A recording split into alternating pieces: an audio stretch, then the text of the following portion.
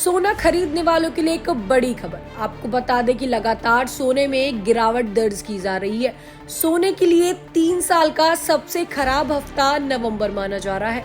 अचानक इतने कम रेट सोने के देखने के मिले।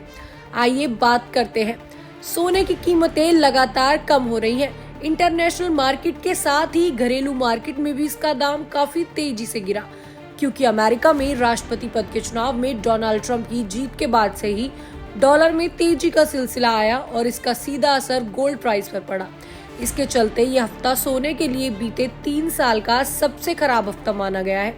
आइए बताते हैं कि अब 10 ग्राम 24 कैरेट का गोल्ड आपको कितने पैसे में पड़ेगा। साथ ही साथ बात कर लेते हैं कि नवंबर में और अक्टूबर में जो ये सोना था कितने प्राइस में चल रहा था। बीते सप्ताह शुक्रवार 8 नवंबर को एक्सपायरी वाले फ्यूचर गोल्ड की कीमत 77,272 रुपए प्रति 10 ग्राम थी, लेकिन इस शुक्रवार को यानी 15 नवंबर को ये 73,946 रुपए प्रति 10 ग्राम के स्तर पर आ गया। इस हिसाब से देखें तो हफ्ते भर में गोल्ड का प्राइस 3,326 रुपए की बड़ी गिरावट से दर्ज हुआ है। अब घरेलू मार्केट में भी जो सोना है वो टूट रहा है, उसके बारे में बात कर लेते हैं। मल्टी कमोडिटी एक्सचेंज के साथ ही घरेलू मार्केट में भी सोने की कीमत में बड़ी गिरावट देखने को मिली। Indian bullion jewellers association (IBLA) की वेबसाइट के मुताबिक 14 नवंबर को 3 साल के सबसे खराब साबित हो रहे हैं 10 ग्राम के 24 कैरेट गोल्ड की कीमतें, क्योंकि ये घटकर 73,382 रुपए प्रति 10 ग्राम थी। मतलब यहाँ भी सोना 3,642 रुपए प्रति 10 ग्राम तक सस्ता हो गया। हालांकि शुक्रवार 15 नवंबर को इसमें मामूली तेजी देखी गई। अन्य क्वालिटी के गोल्ड की घरेलू मार्केट में कीमत पर नजर डालें तो 22 कैरेट सोना 71,970 रुपए 10 ग्राम, 20 कैरेट 65,630 रुपए 10 ग्राम और 18 कैरेट गोल्ड 59,000 प्रति 10 ग्राम मापा गया है। गौरतलब है कि घरेलू मार्केट में सोने का ये दाम 3% GST और मार्केटिंग चार्ज के बिना है। मेकिंग चार्ज अलग अलग होते हैं और इसके चलते देश के तमाम शहरों में सोने की कीमतों में बदलाव देखने को मिलता है। बता दें कि इस साल सोने की कीमतों में बड़ा उतार चढ़ाव देखने को मिला। मोदी 3.0 के पहले बजट में सोने चांदी पर कस्टम ड्यूटी घटाए जाने के बाद ये टूटकर 67,000 के लेवल पर आ गया था। तो वहीं इसके अगले महीने से सोने में ऐसी तेजी आई कि ये ऑल टाइम हाई पर पहुंच गया। अब इसमें फिर से एक गिरावट देखने को मिल रही है।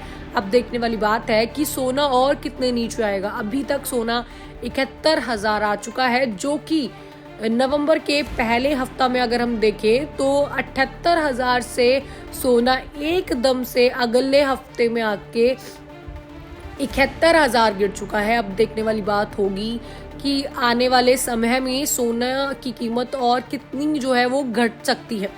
अब बात कर लेते हैं सोने की अंतर्राष्ट्रीय बाजार में कीमतों में हुए बदलाव के बारे में। 15 नवंबर को सोने की कीमतों में मामूली गिरावट देखी गई और इसके साथ ही पिछले 3 सालों में गोल्ड के लिए सबसे खराब हफ्ता रहा। स्पॉट गोल्ड 0.1% की गिरावट के साथ $2,562 प्रति औंस पर कारोबार कर रहा था, जो इस सप्ताह के लिए 4% से अधिक की गिरावट दर्शाता है। इसके अलावा US गोल्ड फ्यूचर्स भी 0.2 की गिरावट देखी गई, $2,567 पर आ चुका है।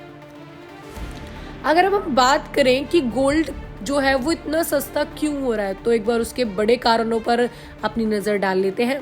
सोने की कीमतों में गिरावट का मुख्य कारण अमेरिकी डॉलर की मजबूती है। इसके बावजूद स्पॉट गोल्ड की कीमत में मामूली तेजी देखी गई और यहां $2,559 प्रति औंस पर पहुंच गई, जो लगातार 5 सत्रों की गिरावट के बाद 0.1 की मामूली बढ़त है।